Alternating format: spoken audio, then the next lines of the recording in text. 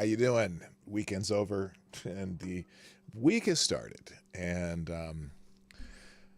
I so those of you who saw our stream yesterday, Trail Stop stream, we had a fun time ice fishing Saturday. Didn't catch anything, but it was still fun. Surprisingly fun. I haven't been ice fishing since I was a kid, and so I don't really.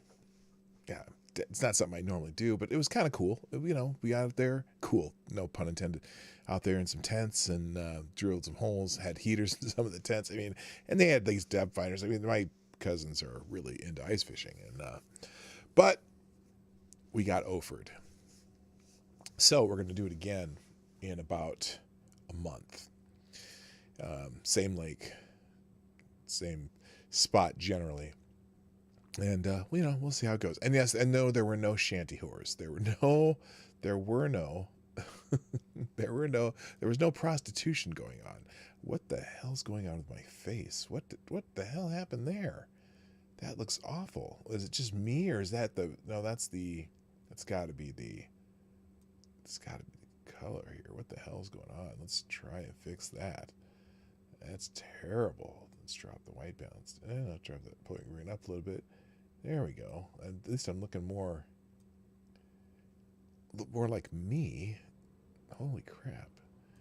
I hate it when every once in a while my settings reset on the old Streamlabs OBS and it changes the color scheme and it's really weird. But anyway, so what I want to talk about today is something that happened last week, because there was a story that was pretty prominent in the news, the mainstream news, of course,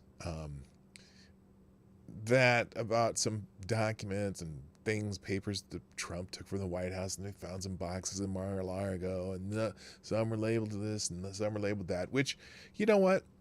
We've already learned that taking classified and top secret information from the White House or from the executive branch is not a big deal, because we learned that during the Hillary Clinton probe, that it doesn't really matter if you have top secret, classified, and whatever information in your personal residence, and in fact, it doesn't even matter if you dispose of it, because if you destroy all the technology that had some of this stuff on it, there's no consequences. So I'm not sure if it was a big deal, but I thought, I'm gonna wait until.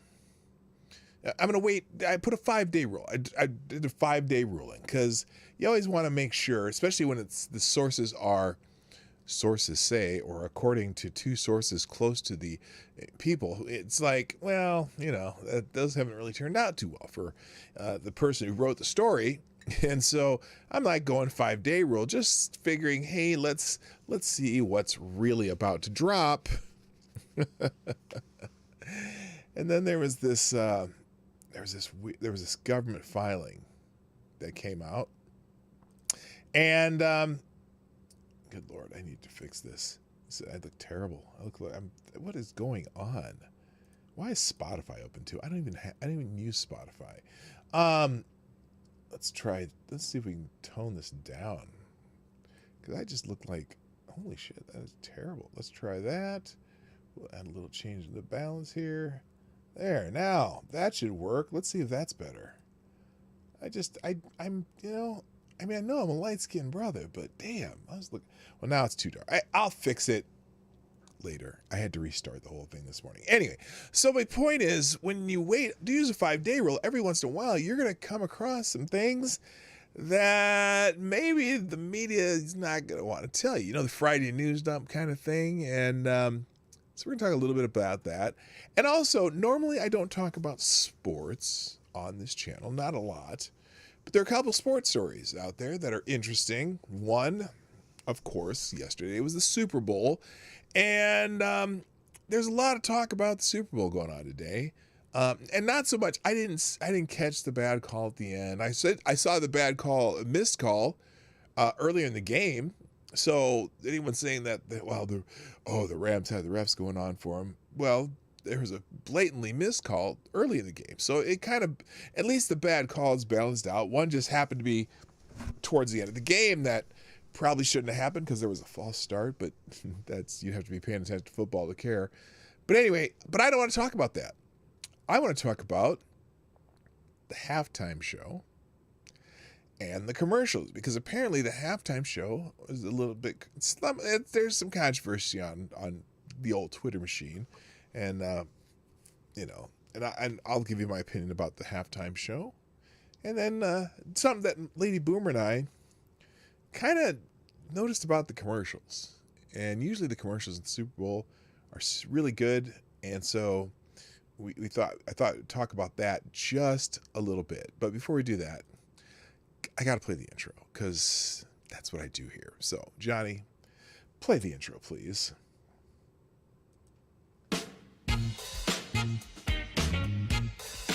Ladies and gentlemen, coming to you live from the Lucky Dog studio in a hidden location somewhere in the upper Midwest of the United States of America, it's a brother making his own way, but with all the wrong opinions. Welcome to the Morning Night Live with your host, yours truly, PDawg Knight. All right, stop the music. Good morning, everyone. Welcome to the Morning Night Live. I'm your host, Marty, also known as PDawgKnight on the internet, and welcome to the Dawg Knight Channel. It is Monday, February 14th, a day of love. You know, I didn't even dawn on me today's Valentine's Day, and the only reason it didn't, I mean, I kind of knew it was, but Lady Boomer and I don't celebrate Valentine's Day because our wedding anniversary comes up 8 days afterwards. So we've never done anything for Valentine's Day, figuring we would just, we would celebrate our love, not everybody else's. You know what I mean? So we do our own thing on Valentine's Day, usually just chill, and then on our anniversary we do something cool, So we're gonna, we're saving up for next weekend to do something cool. And but I know today's Valentine's Day, so I thought maybe I would have some. I cannot get this straight. Now look at me. I'm looking all. That's weird. Anyway, I thought I'd have some some romantic things going on. Is there any romantic music here? Romantic. Here, let's go romantic. Let's just have a little romantic music for a minute. Hang on.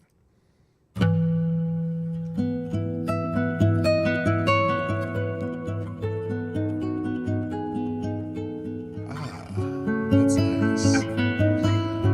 So, for those of you who want to have a special day with your loved one, your special significant other, I and us at the Morning Night Live would like to wish you a very, very happy Valentine's Day. Except for you people who just, who just aren't into Valentine's Day. You may not have a significant other at the moment. You may choose to just say this is a Hallmark holiday. You may just don't give a shit. But for those of you who do give a shit, happy Valentine's Day from the Morning Night Live.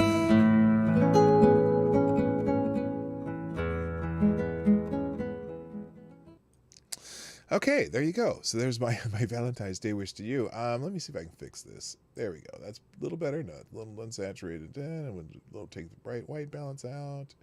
And we'll do a little run. That, I might look normal again. Do I look normal? Let's see. Oh, well, it's a little better.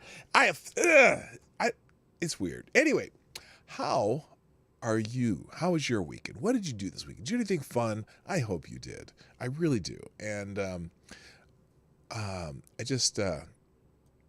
so anyway, I was talking about earlier the 5-day rule, because I had to implement the 5-day rule last week when I started hearing these stories about the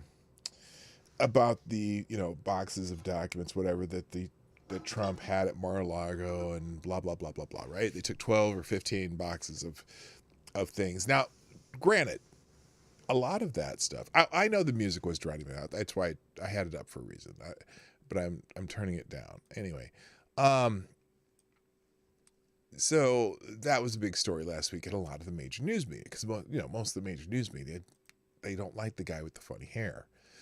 They think he's a bad person, and that it's in their greater interest and their duty as not Republicans and not anti-Trump people to make sure that they try to disparage the former president as much as they can, because they don't want him to run. They think he's a bad guy and whatnot, and because he basically ran all over them while he was in office. And so the media in particular, and Democrats and sycophants, which I know all of that's redundant, decided that they would, anything that they could say bad about Trump, they will do. And so now, let me just make a caveat here. If they did some sloppy record keeping and had some of their records in Mar-a-Largo, there should be some whatever. It's funny because I don't think anything's. Well, it depends on how they depends on how they follow it. Now, the former Justice Department, when Hillary Clinton did it, really didn't have a great interest in following up on it, and so they Mueller, the guy who also looked into Trump, they cleared her of all wrongdoing, even though clearly she was, she broke the law, and but it's Hillary Clinton, so I guess they didn't want to be sad, and they didn't want to have any, accidental, personally initiated endings that probably were a double. What do you call it? A double tap to the back of the head. They didn't want that, the self endings happening, so they probably just tried to stay away from it. But now, Mr. Durham, the guy who's been investigating the investigation of the Russia thing, he's instead of just having sources say, there's actually some court filings in federal court regarding the Russia thing. So we'll talk about that in a second. But first, let me say good morning to everybody. I'll scroll up here very quickly. Let's remove the share. By the way, share the stream today.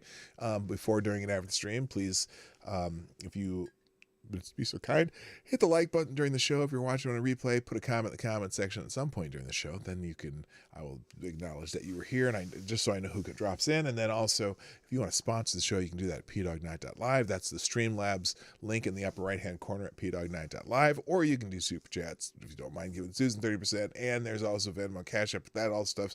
If you want to sponsor the show, all that information is in the description down below. So that's, it helps me out, but it doesn't, it's not required. Certainly it's certainly voluntary, and greatly appreciated for those who do. All right, let's say good morning to everybody. First in the chat today, just edging out Advocatus Diablo would be Tyre Alexander, who gets the bell. Yay! Thank you for being here, of course, and again, Avocatus Diablo is in the house. Also, good morning, Somnambul Nation. Thank you for tweeting out the show. Good morning, K Shull. How are you? Good morning to Mike Savage Blarg. Also, Selective Boys in the house. Yeah, boy. Also, good morning to Jonathan Peterson. Welcome back. Also, Maddie's in the house. Whoops. And maybe perhaps, is it me? Is there no sound? Yeah, there was no sound at the beginning. There should be sound now, I hope. Because then there'd be one of those days. Also, good morning to James Golly. Good morning, sir. Also, good morning to Furry Kittens in the house. Nice to see you, my friend. Also, Richo, my friend from Down Under. Also, good morning to... well, who else is here? Why are you so angry? That's a name, not a question. Also, good morning to Aaron Meredith and D.I. Freighter Watcher. Good morning. Also, Straight Sith Male. What's happening? Nomad is here. You know what? Here, Nomad. Stop. Hammer time. You know what's weird is I did not know that was the name change. And so now I know when to play that game. No Man's in the House, formerly known as MC. Also, good morning to Lord Stanhope, and I think I'm caught up. Is that everybody? Oh no, Infamous One's here. Nice to see you. I did say Rich already. Okay, I'm doing okay. I think I got everybody, right? Sort of. Anyway, and Uncle Bad Touch, we know who you are. Come on, man. All right. So, fascinating update to the Russiagate scandal. And I'm going to use the New York Post article here because it's interesting. All eyes turn to Hillary Clinton, not Trump, in the Russiagate scandal. Oh my goodness, what could ever have happened? So there was a filing on Friday in federal court that, doesn't look good for Hillary. And also, the idea that, I'm sorry, I should go back there. Where was I? When Trump was always saying that the Hillary campaign spied on the Trump campaign, or they were the federal government was spying on the Trump campaign. Well, it turns out that was true. Good morning, Colleen Bernier. How are you? Nice to see you. Okay, so here it is. Russiagate, the collective delusion that Donald Trump was secretly a Russian agent, aided and abetted by the Kremlin, the topic of unaccountable inches of Washington Post and New York Times copy, and the entire primetime lineup of MSNBC, was a dirty trick by the Hillary Clinton campaign. Let me just put that link too. Not just part of it, every damn bit of it. One of the most diabolical, successful misinformation campaigns ever concocted. Good morning, Chicago. Mike, how are you? We already knew that the Steele dossier was garbage. Christopher Steele is paid indirectly by the Clinton campaign to dig up dirt, which he did by turning to other Clinton operatives, laundering every outlandish rumor about Trump he could find into an investigative, quote-unquote, document. He shopped it to the FBI, which couldn't verify his sources or any of its stories, but the agency dragged out the investigation to cast maximum suspicion on the new president. And in the meantime, Steele found willing accomplices in the media to push his propaganda. The dupes at BuzzFeed he even decided to print the whole pack of lies with the flimsy rationale of, well, why not? And so we got to the point where the New York Magazine was running a cover story that was one long piece of fan fiction that Trump was secretly a real-life version of The Americans. If you're familiar with that show, The Americans, the sleeper, basically about a sleeper agent. Anyway, a sleeper agent now seated in the highest office in the land. The Times and the Washington Post won Pulitzer Prizes for their Russiagate investigation, which turned out to be crap. Crap. Now, another piece of Russia is Kaputsky, a computer server operated by Trump's company, was secretly communicating with a Russian firm, claimed Slate magazine, and endless Twitter threads of would-be tech experts. But as special counsel John Durham, this lovely man right here in the picture, is that okay? Let me have a slide aside here. Is this the only damn picture of John Durham they have in the entire planet? They use this picture every time. I don't think they have a whole lot of pictures of John Durham. I really, really don't. Okay. But a special counsel John Durham outlines in his latest indictment. We'll have to click that one too. That was just a story made up by a tech executive, Rod Jaffe, who desperately wanted a job with the Clinton administration. He hacked Trump's servers, cherry-picked privileged internet data he had access to, and molded it to look like something nefarious. He was coached by lawyer Michael Sussman, you might recognize that name, who is being paid by the Clinton administration, although he lied about that to investigate. I'm sorry, that should be Clinton campaign.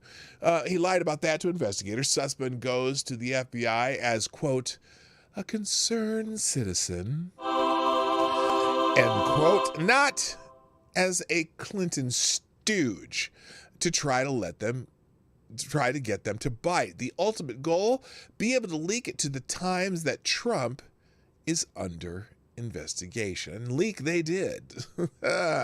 Durham definitely showed that the Hillary campaign directly funded and ordered its lawyers at Perkins Coie to orchestrate a criminal enterprise to fabricate a connection between President Trump and Russia, says Kash Patel, the former chief investigator for the House Intelligence Committee. Now, of course, Hillary didn't get what she wanted, the presidency, but her operatives didn't stop going on CNN to give very concerned interviews about a theory they knew was bullshit. All to undermine Trump's presidency. It would take 3 years for the Mueller report to finally put that lie to rest, and we're now 5 years out at the point where Durham is detailing the full conspiracy. If this had happened to a Democrat,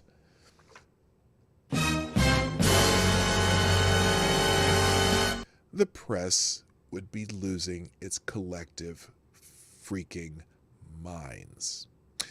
But because a candidate for president weaponized the nation's justice system to pursue an investigation into their political opponent based on what they knew were lies.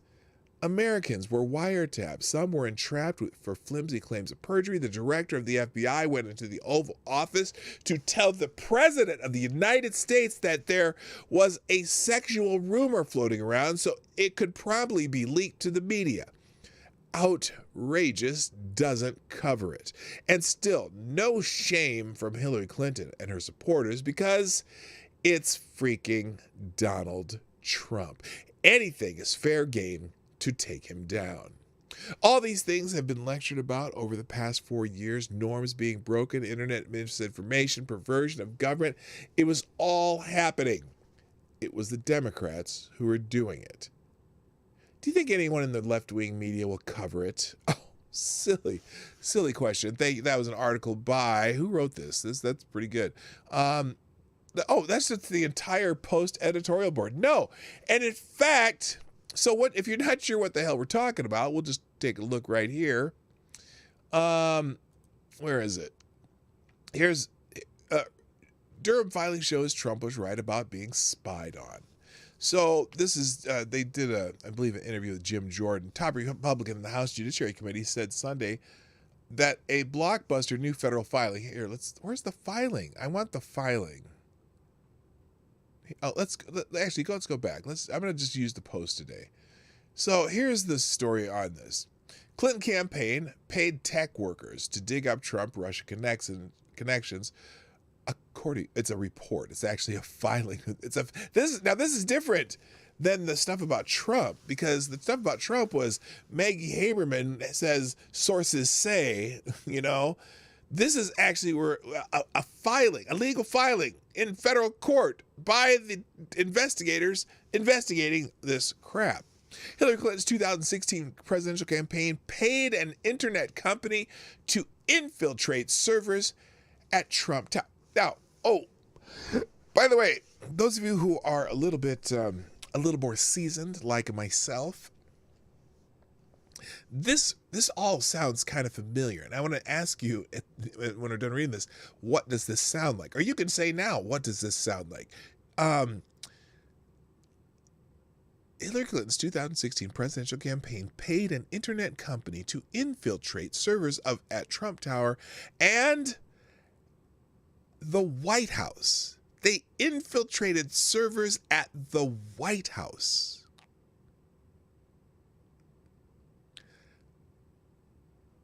Put that in your memory bank for a moment. Just let that sit there. Let that sit there.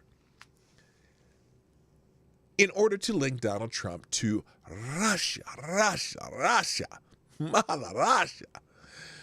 A bombshell new legal filing. Thank you, infamous one. Yes, that sounds a lot like Watergate, doesn't it? One campaign. Anyway, the Friday filing from a Department of Justice prosecutor tasked with investigating the origins of the FBI Russian probe served to throw cold water on Democrats' long-standing allegations of collusion. Special counsel John Durham filed a motion related to potential conflicts of interest in connection with the case of the Clinton campaign lawyer Michael Sussman, who is charged with lying to the feds, according to Fox News. Sussman allegedly told the FBI he was not working on behalf of Clinton, when he presented the agency documents that supposedly linked the Trump organization to the Kremlin-tied bank 2 months before the election. The lawyer has pleaded not guilty to the charge of making false statements to a federal agent. Durham's motion reportedly alleged Sussman had assembled and conveyed the allegations to the FBI on behalf of at least 2 specific clients, including a technology executive known as Tech Executive One at a U.S.-based internet company One, and to the Clinton campaign. Now, let me just stop right there and let me do a little aside on this. Tech Executive One at Internet Company One.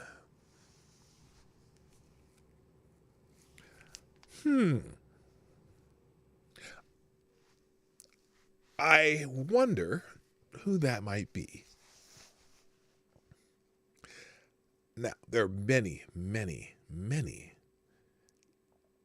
tech executives. There are many, many, many internet companies. But you would think perhaps this Tech Executive One at Internet Company One, you would think it would have to be somebody who has powerful influence in society, because they're trying to disseminate this information in an efficient manner. Now, they know that the sycophant mainstream legacy media will just cater to their every whim, right?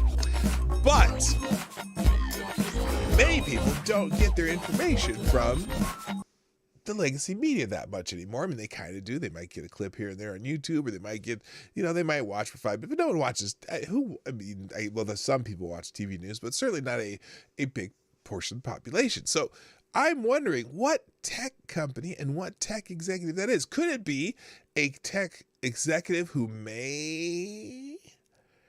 just may have stepped down and is living somewhere in Africa somewhere? Could it be? Or could it be the one who's very cyborg-like? I'm just curious. But the one that really, the idea that it would be a tech executive one, and the one who moved to Africa, probably in a country that doesn't have extradition laws or something, kind of just I don't know. It'd be interesting to find out who Tech Executive One is. Just saying. Real quick, first sponsor of the day. Thank you, Chicago Mike, who said, did they find the 18.5 minutes of erased tape? Who still uses tape? Well, I don't know. No, I got you. Oh, you didn't have to do that again, Mike. I figured it out. I am very astute when it comes to reading or at least doing editorial license on SuperChats and Streamlabs donations. But thank you very much. Appreciate the second donation too. So thank you, Mike, for sponsoring the show twice in a very short period of time. So anyway, let's go back to this article though. So Durham motion reportedly alleges Sussman has assembled and conveyed the allegations to the FBI on behalf of at least 2 specific clients, including a technology executive, Tech Executive One, and a U.S.-based Internet Company One, and to the Clinton campaign. Records showed he repeatedly billed the Clinton campaign for his work on the Russian Bank One allegation. So clearly, well, he billed them. Did the Clinton campaign pay him? That's been making it even curiouser and curiouser. But anyway, he repeatedly billed the Clinton campaign for his work on the Russian Bank One allegations, which involved an investigation firm, a tech executive, cyber researchers, and numerous employees at internet companies. The motion reportedly stated. So there was a whole bunch of these peoples doing this shit. Oh my. Wow. Wow.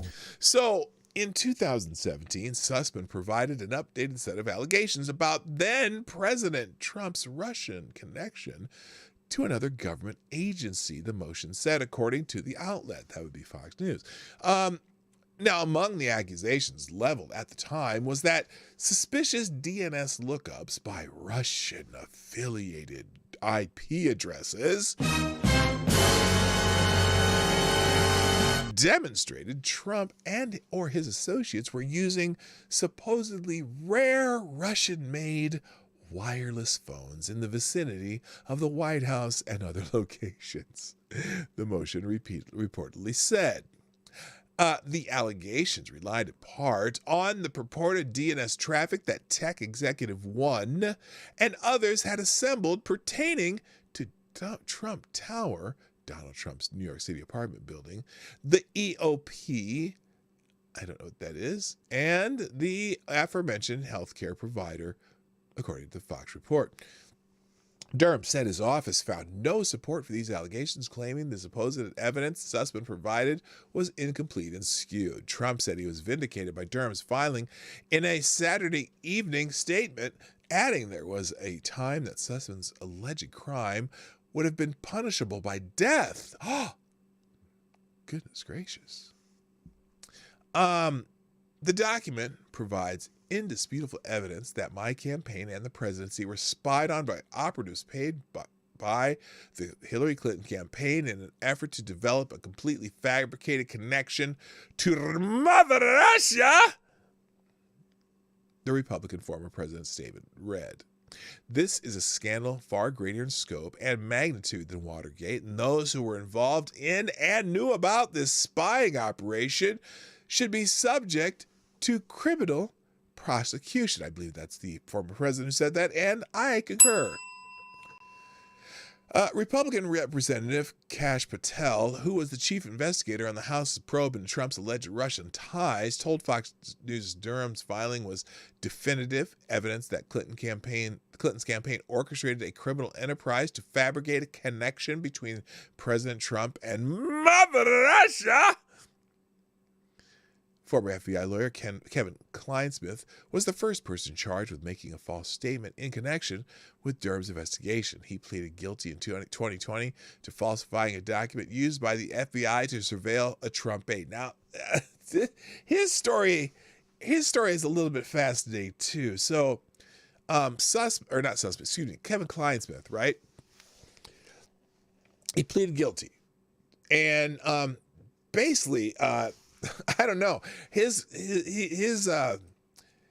fine and community service, whatever. He got a little tappy on the wrist, right? They just tapped him on the wrist. They said, "You're a bad boy, and but you're the right side of history, and we just gonna give you a little tap on the wrist, right?"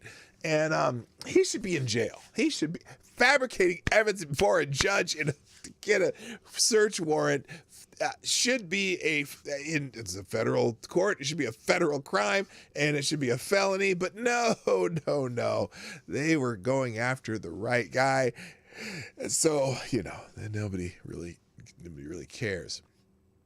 So anyway, let's go back to the Jordan story, because I'm like I said, it's all New York Post morning, and then we'll get into some other stuff. So anyway, Jim Jordan, a Republican on the House Judiciary Committee, said Sunday that a blockbuster new federal filing proves ex-President Trump's claim he was being illegally spied on and the Russian collusion tale is a hoax.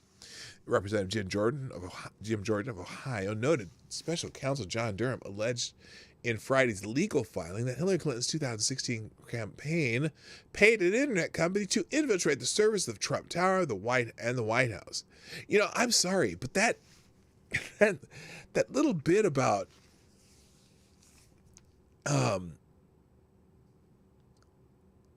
they infiltrated servers of the White House.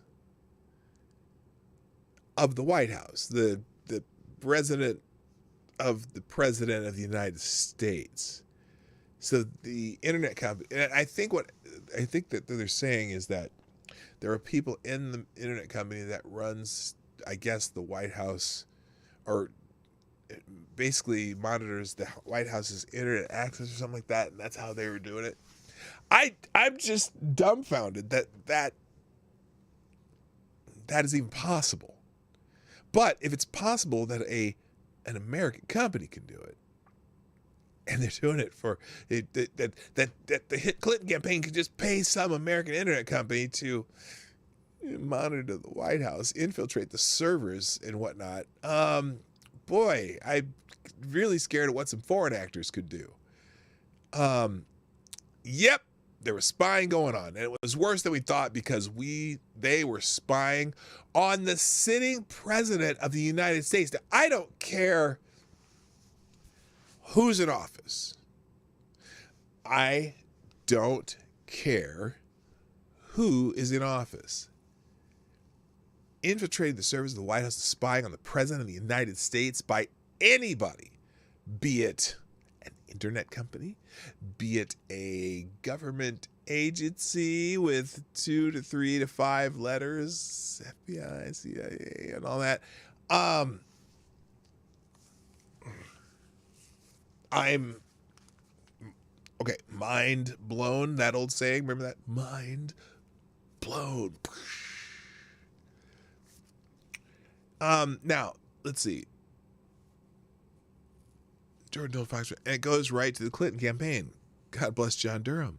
His investigation is taking a long time, but we're getting now what we all suspected, Jordan said. The only thing we didn't understand was it worse than we thought. In May 2019, Durham was tasked by Trump's Attorney General, William Barr, with investigating the origins of the FBI probe into the allegations that the then president colluded with Russia to win the election, which we know is bullshit. Representative Michael Turner of Ohio said Sunday that Durham's investigation uncovered a whole new level of corruption and is of a grave concern. Oh, you think that they are infiltrating White House services and spying on the president of the United States? I don't care. I don't want anyone spying on Joe Biden. I didn't want anyone spying on Obama. I don't want anyone spying on who was in before him? One of the Bush, George W. Bush, before him, Clinton, and anybody. I don't want anybody to be able to spy on the president of the United States. That's a problem. That is a problem. Not good. Not good. Hello, Data Wasteland. Hello, Infamous One. Oh boy. So anyway, there's more, and you can read that. And I left the other 2 articles open if you want to see those. Now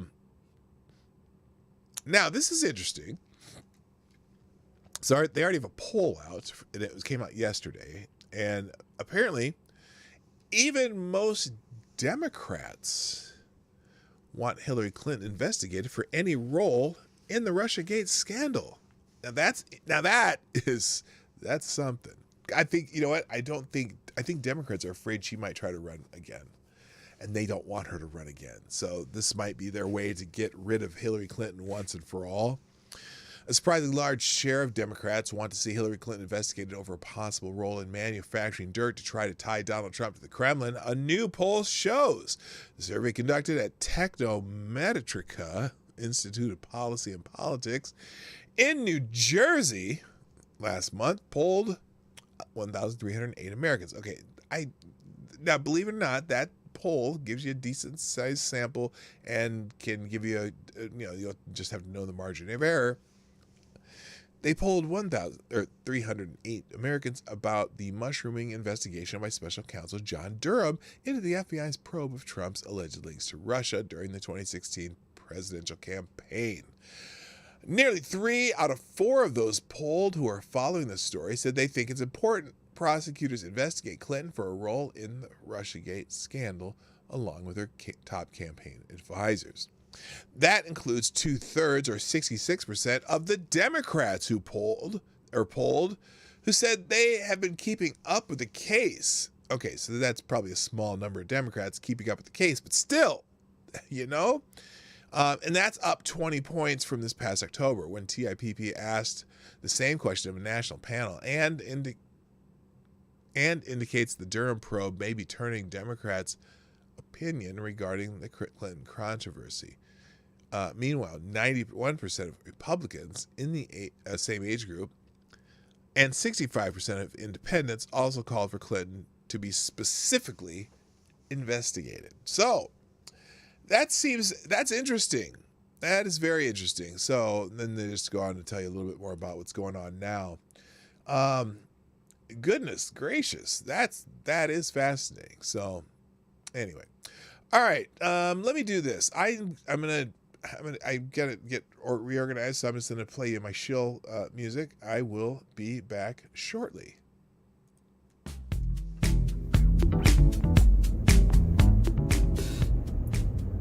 Hey everybody, it's me, Marty. Welcome to the Morning Night Live. I hope you're enjoying the show. The Morning Night Live is sponsored by you, the viewers of the Morning Night Live. Please, if you have a moment, take time to share this stream by hitting that little arrow down below or up here if you're on a mobile. And please hit the like button. I know you like it if you're still here and you're still watching. And finally, if you want to support the show, you can do that through your donations and super chats, which are in the description down below. You can do that at Streamlabs link or at PDawgKnight.live. That every little bit helps. And thank you for watching. Now back to the show. Alrighty then, I am back. Thank you for your patience here. We're gonna briefly talk about the Super Bowl, okay?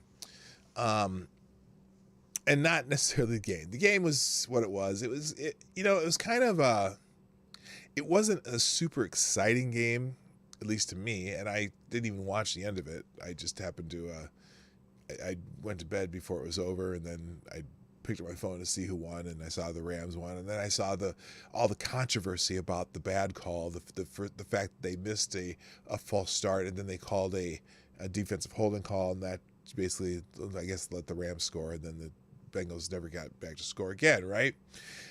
But there were a couple controversial calls during the game, and so is what it is. But then I started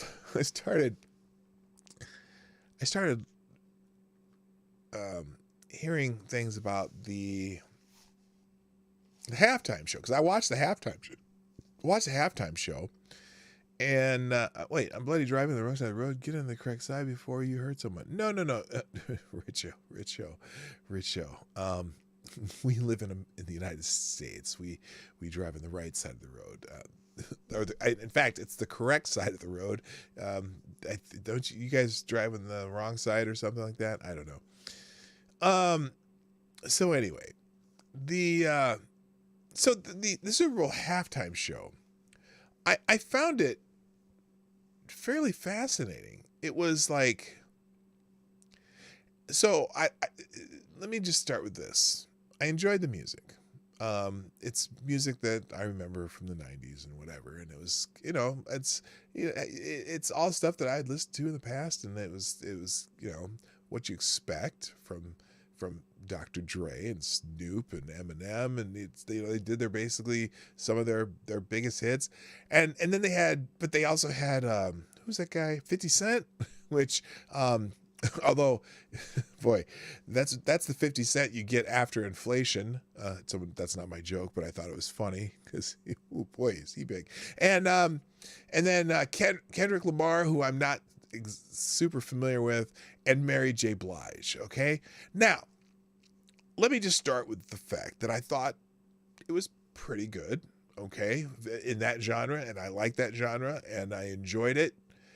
But there was something just really, really flat about it. You know, I didn't get the idea that any of them were up there actually having any fun.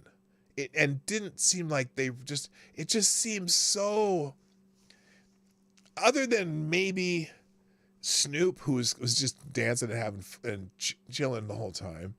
But it wasn't, it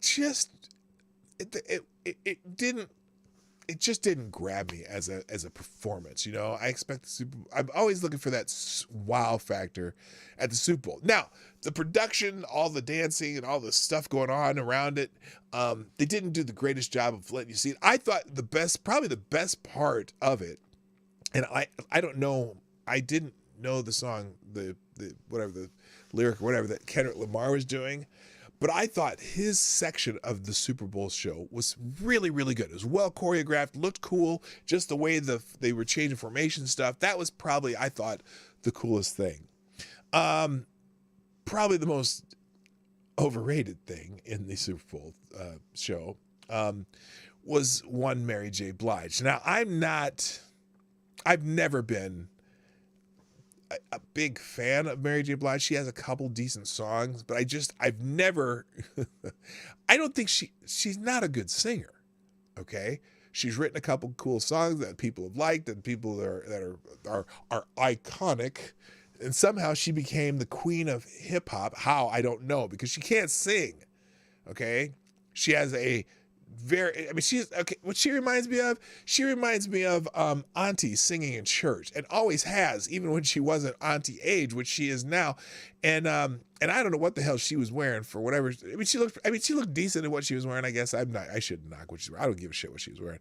But every performer though just didn't seem to have a joy of being there. And I think of some of the greatest Super Bowl halftimes I've ever seen. One, Prince, who just looked like he was having a blast, and the spectacle of, as he's getting ready to play Purple Rain, all of a sudden it starts raining, like God even said, hey, I'm going to make this even cooler because Prince is that cool. I'm going to join the show and I'm going to drop some rain down on here and make this really just go, everyone go crazy, everyone get nuts, because that's what we're doing here. That was amazing. Michael Jackson's Pepsi Super Bowl halftime way back when. That was awesome. I thought Bruno Mars had a great halftime show. Even Lady Gaga, who I'm not a big fan of, did a great Super Bowl halftime show. But part of it is because those people were out there performing with obvious joy that they were there doing it and they were having fun. You know, even, let me try to think of other great halftime shows.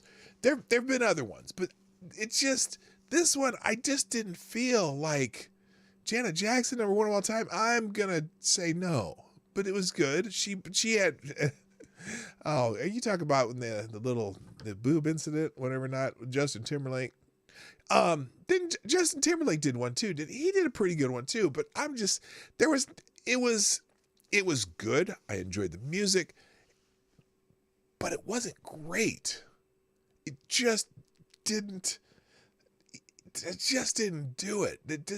I didn't feel like they were truly joyful up there. And that's part of the, what you need from a Super Bowl halftime show. It's got to blow you away. And it just didn't. It was a lot of stuff going on. It was cool, but whatever. Can you say, where's the fire extinguisher? Yeah, that was from the commercial. Anyway, but on Twitter, people are talking about it. There was some some people said some stupid shit, and some people just, well, I don't know. Here's what Twitter gave us though. Dr. Dre, Snoop Dogg, 50 Cent, Kendrick Lamar, Eminem, Mary J. Blige perform at the Super Bowl. A star-studded lineup, yes, and I'll get it in a minute. Star-studded lineup of Dr. Dre, Snoop Dogg, 50 Cent, Kendrick Lamar, Eminem, and Mary J. Blige performed together at the Pepsi Super Bowl, 56 halftime show at SoFi Stadium. The artists teamed up for an electrifying display that celebrated the rich musical legacy of West Coast hip hop. keep it here for all the highlights. So, and I'm not going to play highlights of it, but yes, Eminem did take a knee during part of it. Okay, and there's everyone's talking about that, which I don't care. I honestly, I do not care that he did that. But the NFL has had to deny trying to stop Eminem taking a knee during the Super Bowl halftime show. Real quick, thank you. Oh, okay. We have a sponsor. Thank you, Tyre Alexander, for bringing my attention to this sponsor. Let's see. Do I need? Well, it's it's Valentine's Day, so maybe we'll stick to romantic music, even though. And by the way, Tyre Alexander, you are the new Streamlabs Superstar sponsor of the day. Let's hear it. Let's do some. Let's try. It's Valentine's Day, so all the music for commercials is going to be romantic, but we'll do some romantic house music. Let's try this. It doesn't even make sense. Oh, I can't do it. No. Why does that have lyrics, though? I don't want lyrics. What the hell's going on here? It's supposed to be instrumentals. Okay, here we go. Let's do... Okay, there it is. Here, let's try this again. This is supposed to be romantic. I don't know. Today's sponsor is Shady Lawyer Law Firm. Do you need a lawyer? No questions asked. Do you have some legal trouble? Call Shady Lawyer Law Firm. We have Avenatti and Clinton as both clients and lawyers. Call now and get a free media spin doctor. Shady Lawyer Law Firm. Okay, it didn't work out the way I meant to, and especially the music, but it didn't really work. But anyway, we have Avenatti and Clinton both as clients and lawyers. Yeah, that would be Shady Lawyer Law Firm, all right. Anyway, thank you, Tyre Alexander. Fantastic, as always. All right. Well done, sir. So anyway, the NFL has had to deny that they told Eminem to stop Eminem taking a knee during the Super Bowl halftime show. Hip hop and rap music took center stage at the Super Bowl halftime at SoFi Stadium in Inglewood, California. Inglewood, including Eminem taking a knee with his hand over his head. Initial reports indicated that the NFL told Eminem not to take a knee, but the league is denying those claims. We watched all elements of the show during multiple rehearsals this week and were aware that Eminem was going to do that, NFL spokesman Brian McCarthy said. You know what's funny? Now, as I was watching the show, it never even crossed my mind that he took a knee. I didn't even notice it. And so I didn't notice it until there were pictures of him doing it afterwards. I'm like, oh, he took a knee? Okay, whatever. I don't personally give a shit. But anyway, Eminem's kneeling coming after his performance of Lose Yourself resembled the headline-grabbing move former NFL quarterback Colin Kaepernick made in 2016 when he had a contract dispute with his team. I'm sorry, that's not what they wrote here. They said when he took a knee during the national anthem in protest against his contract negotiations. I'm sorry, against his protest against police brutality and racism. That's racist! Super Bowl halftime show also featured Dr. Dre. It featured Dr. Dre. Dr. Dre was the headliner of the Super Bowl halftime show. He was the key. Him and Snoop were like the key players, and the other 4 or 5, whatever, were just alsos. They were also theirs. Anyway, but it was this Dr. Dre, Snoop Dogg, Mary J. Blige, 50 Cent, who's again inflation, and Kendrick Lamar sharing a medley of their hits. Fans took to social media in support, with many affirming the pre-show hype. LeBron James. Oh, LeBron, you're stupid. Oh my God, wow, the greatest halftime show I've ever seen. Well, you were there live. How many have you seen? And I'm sorry, it was not. Well, maybe in your mind, sure. I disagree. I'm saying I don't think Prince's halftime show was amazing. I'm sorry, it just was. And I don't care who you are, and I don't care what kind of genre of music you like. That was the shit. Anyway, tough act for the second half to follow, says someone. Well, they sure don't have many tweets about it. Anyway, but there were some controversies. AOC, well, now, Charlie Kirk. Okay, Charlie Kirk. I am now, if any of you saw this thing, saw the halftime show, and then you read Charlie Kirk's tweet over the halftime show, I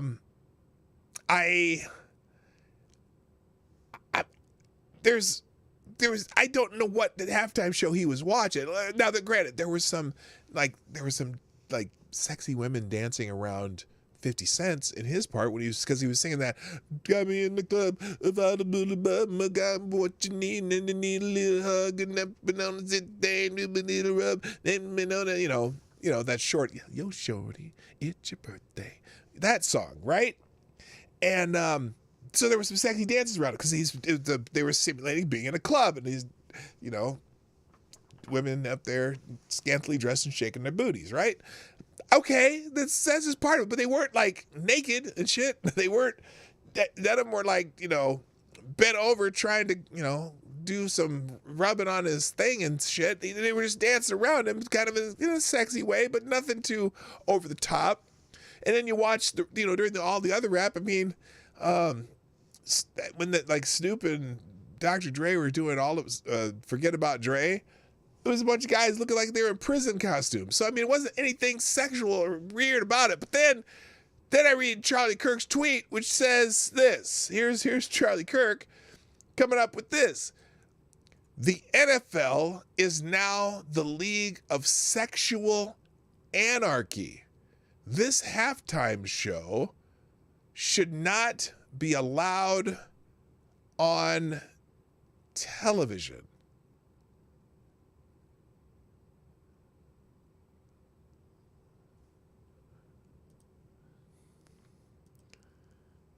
What? What? What? Now I'm just this is hey, look here, Richo. I don't know the words. I was just kind of giving you the the melody, which is a single line, and I don't know the words. So I'm sorry. I just don't know the words. So what's your point there, Richo?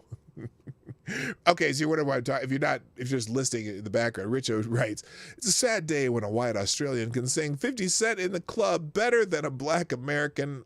LOL. It's okay, boomer. P-Dawg, LOL. Yeah, that's some funny shit, Bubba. Anyway,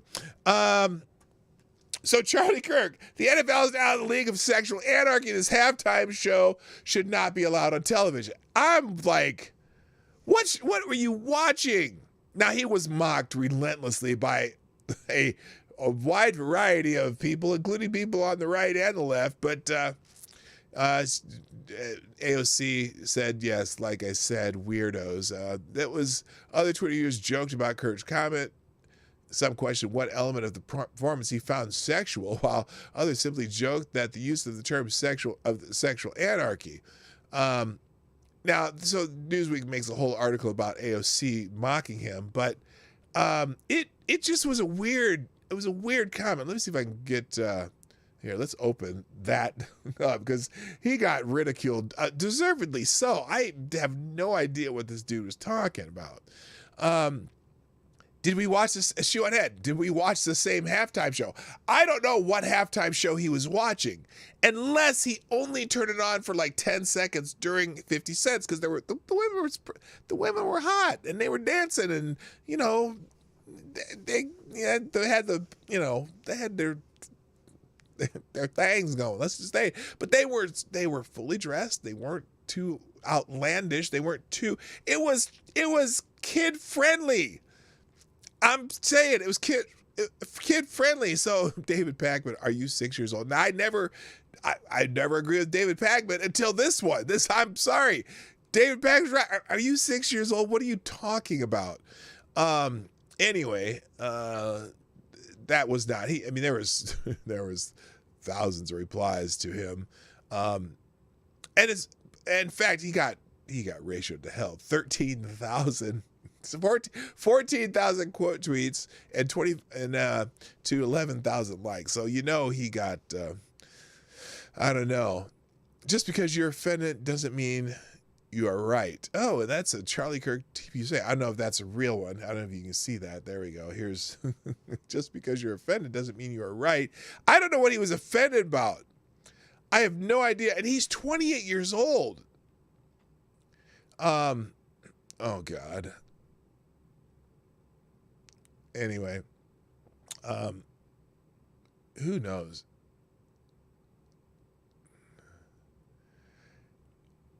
Oh, apparently, computer scientists have apparently uncovered a covert server linking the Trump organization to a Russian-based bank. This was October 31st, 2016. Oh, this is great. I know I'm going a little bit backwards here, but let's take a, hang on a second. Let us take a trip down memory lane regarding the Hillary Clinton campaign and talking about things that were happening in the world in 2016 during the campaign versus Donald Trump, and offenses taken, not given. Yes, exactly. But I want to go back. This is related to what we were talking about earlier. Let's get some nice romantic music that'll fit the situation. And here's a tweet from Hillary Clinton, October 31st, 2016, just before the election in which she lost. She lost the election to Donald John Trump. And where'd it go? Here it is. Here is Hillary Clinton. A very romantic release statement from Jake Sullivan on a new report exposing Trump's secret line of communication to Russia.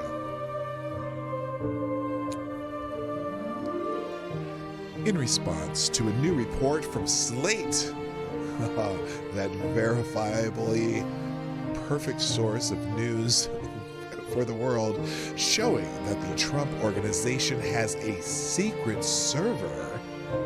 Your line dog face pony show.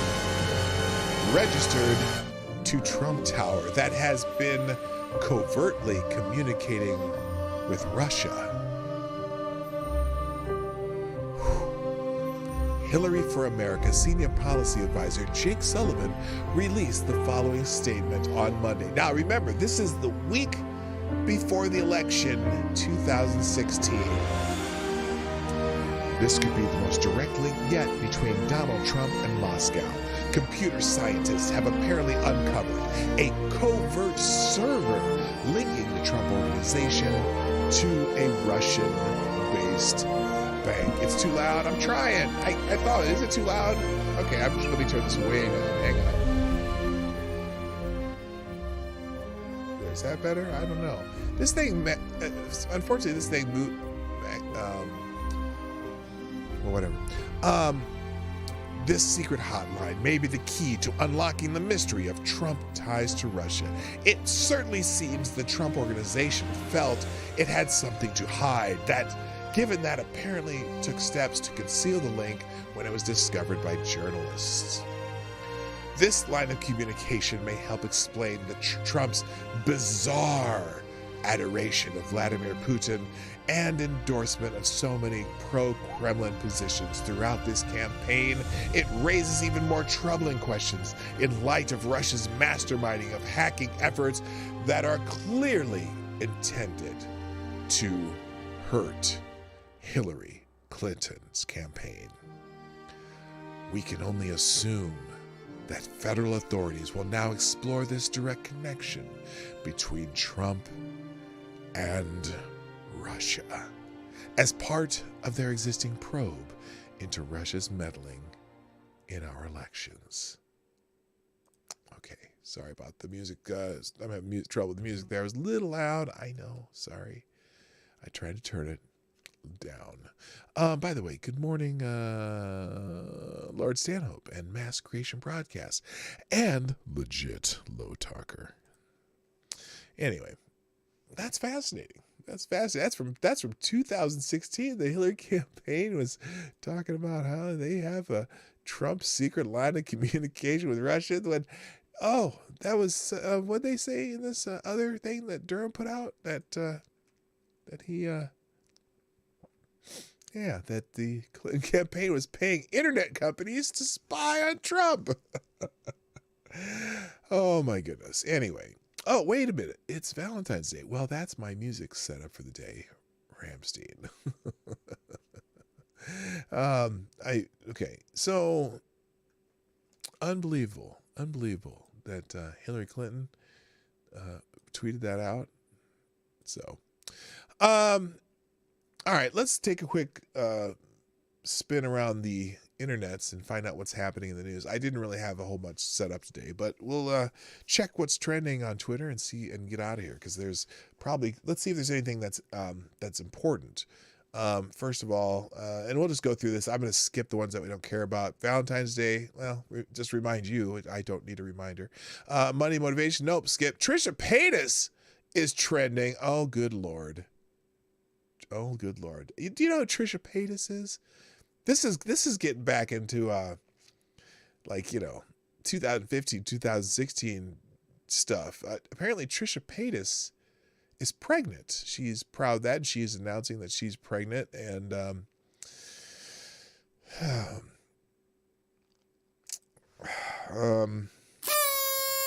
good for Trisha Paytas. Let me go back into this. In case you're wondering, I just left that. I'll leave that one open. I'm not going to say anything about it. I hope I'm doing something for the wife. No. You weren't here earlier. Lady Boomer and I do not celebrate Valentine's Day. And not because we don't love each other. We love each other very much. In fact, we're coming up in 29 years being married. But the reason we don't do Valentine's Day is because our wedding anniversary is on the 22nd, 8 days after Valentine's Day. So we've just always said that we're not going to do Valentine's Day. We just don't. We never have. It's because we always do something really nice for our anniversary and kind of combine the two. And this year our anniversary is on 2/22/22, which is fascinating, I guess. So anyway, we're going to celebrate our anniversary next weekend. All right, let's see. Back to this Explore tab. I just wanted the trendings. So Trisha Paytas is trending. Wordle, Parkland. Oh God. So apparently, you can't keep reliving it. Stoneman Douglas trauma endures, but healing continues 4 years later. Yeah, I mean, that's for the people who went through that. It's bad, but we've gotten some internet celebrities from the Stoneman Douglas tragedy, and I just I'm not sure that was the real way to deal with that. But it is what it is. Tell you what, I'll link. This is people talking about it because it happened 4 years ago. Was it today? I think the worst insult was when people were actually saying they were actors, like they were faking, like you couldn't go to the cemetery and see the graves of their children. That whole thing, I don't know. That wasn't good. But also I'm just not a fan of the David Hoggs of the world. And he became a kind of a celebrity, and Kyle Cashapp, who's kind of on the right, has become kind of a celebrity from that. And I just, however they deal with what they deal with is their business. All right. Also trending right now. Let's see. Kid Rock's trending because of his comments about the Super Bowl. And, author Nick Adams draws criticism. Well, let's see what this says. Author Nick Adams draws criticism following his comments about Super Bowl halftime show entertainment. This dude too. This is another one. Look, everyone has a kind of music they like, right? And some people like rap, some people don't. Some people like rock, some people don't. So this Nick Adams guy is like, Ted Nugent, Kid Rock, and Lee Greenwood would put on a better halftime show than these hoodlums. Well, first of all, and I retweeted someone who said something about this.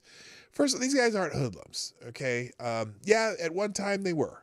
Yeah, 30, 40 years ago, okay?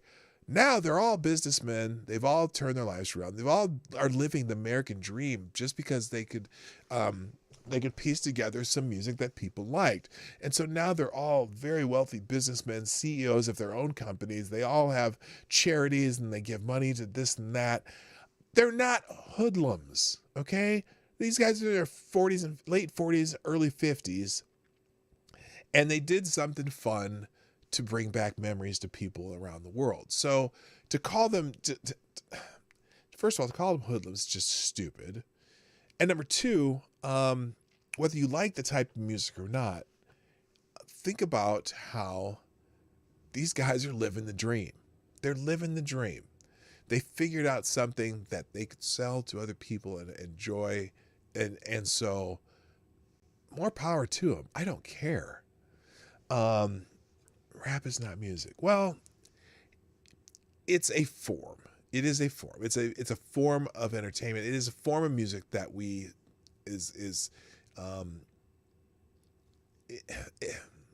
is music, even though it's not. You know what I'm saying? It is artistry. Okay, if it's not music, it is at least artistry, and it's artistry set to music. But so is everything else. So, and you don't have to like rap to appreciate where these guys are from where they were before they started doing this form of artistry. And so I have to celebrate. They're the American dream. They really are.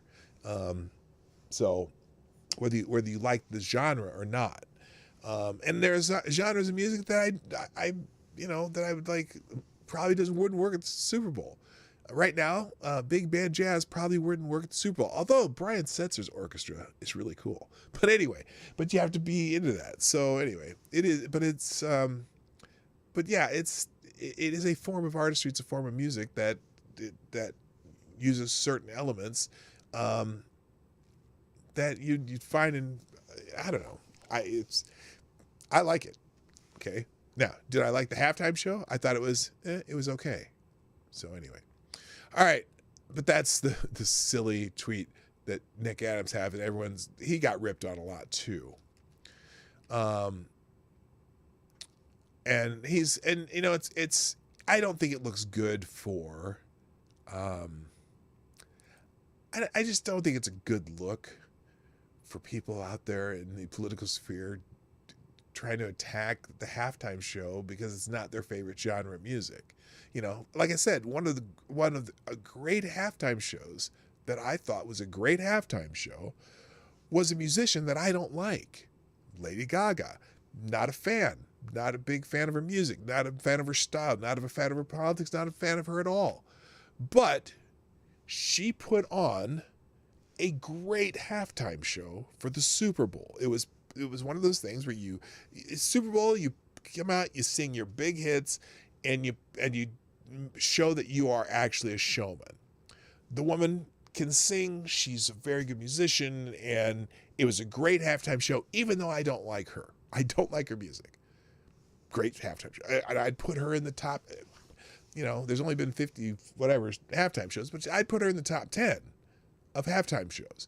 I'm trying to think of other ones that I'm not a fan of the music, but they were great halftime shows. Even the Stones. I'm not a big Stones fan, but their halftime show was pretty good. It was weird. The Stones and U2. I don't know why the Stones or U2 did a halftime show at the Super Bowl because it's an American thing, but they do good halftime shows. Of course, I really like U2, so maybe that's why I thought it was great. But the point is, and what was the country one they did? Was it last year where they had all country artists? Not a big country fan, but it was a pretty good halftime show. So you're never going to find never going to find people who like every kind of music, but this kind of stuff is just, first of all, non-productive. It makes people who are in this political persuasion look a little bit silly to some, even of their own same political persuasion. And I don't know. It's just stupid, especially when you say Ted Nugent, Kid Rock, and Lee Greenwood. Come on. Yes, they are. They're on the right. But would that be a great halftime show? I'm not sure. Maybe. Well, actually, it might. I don't see it. The combination of the three, Ted Nugent, Kid Rock, and Lee Greenwood, would be weird, just to say the least. And but anyway, I think it's just silly how people get so worked up about the halftime show at the Super Bowl. Oh, I almost forgot, and I'm almost out of time. Were there?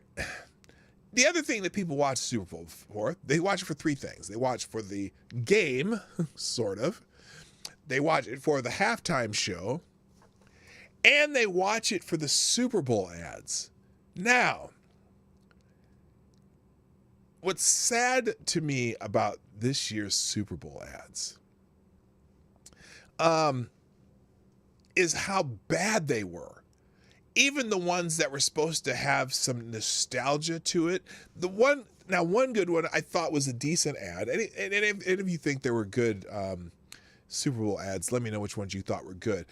I thought the one that with Arnold Schwarzenegger and Salma Hayek when he was Zeus and whatever, I thought that was a decent ad. Not great, but it was, seeing Schwarzenegger do that. The one that was just terrible was Jim Carrey bringing back the cable guy. Now, I have no idea. I have no idea who thought that would be something that would be memorable. I mean, I remember the movie The Cable Guy. I thought it was pretty funny, but talk about something that probably would go over the heads of 90% of your audience. I mean, that was weird. And then also the Mike Myers doing the Dr. Evil and them sitting and talking about cars. That was not good. It was just boring. And it was just, anyway, the only one, there was one, what was the good one? There was one, I thought there was one good ad, and I'm trying to remember what it was. And that's how memorable these Super Bowl ads were. In fact, let me do this real quick, because I am going to just take a quick look. I think it was Lay's, might have been Lay's potato chips that had a good one. But across the board, the Super Bowl ads were just terrible and boring. And it's like even some were trying to do, all this production shit, and they were just dumb. Super Bowl ads. Let's see. 14,000 tweets about him, though. I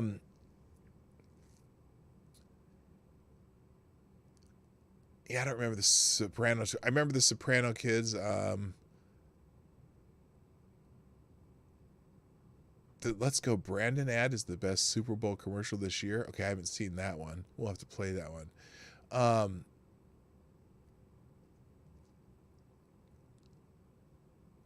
no, Coinbase ads. Coinbase did an ad that was just a QR code moving around on your screen. And so I put my phone up there and grabbed it. And when I did it, I could get the website, it takes you to a website. But apparently there were so many people who did it that they had a 404 error because the website was overloaded, which is kind of funny. Let's see, ad for avocados. I don't remember that one.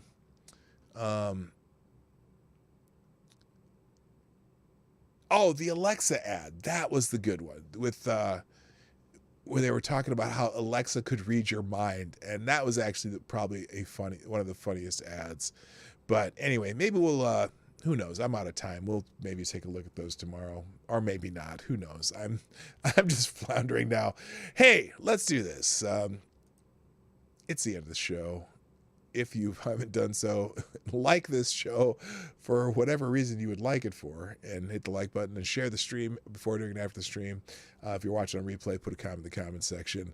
And thanks for the sponsors today, Chicago Mike and Tyre Alexander, greatly appreciated. And also the sponsors for the weekend. During the Trail Stop stream yesterday, Perfect Pitch, Retro Veteran Gamer, Pink Hollow, and And I greatly appreciate all of you who sponsor shows. This trail stop stream yesterday. Maybe I'll talk more about ice fishing tomorrow. I don't know. Anyway, that's going to be it for today, people. Please, if you want, a couple of these articles will be open in the description down below after the show. I will tell you when those are done during the outro. And I think that's it. Time for me to go. Ladies and gentlemen, thank you for being here today. My name is PDawgKnight. And I'm out of here. Bye-bye.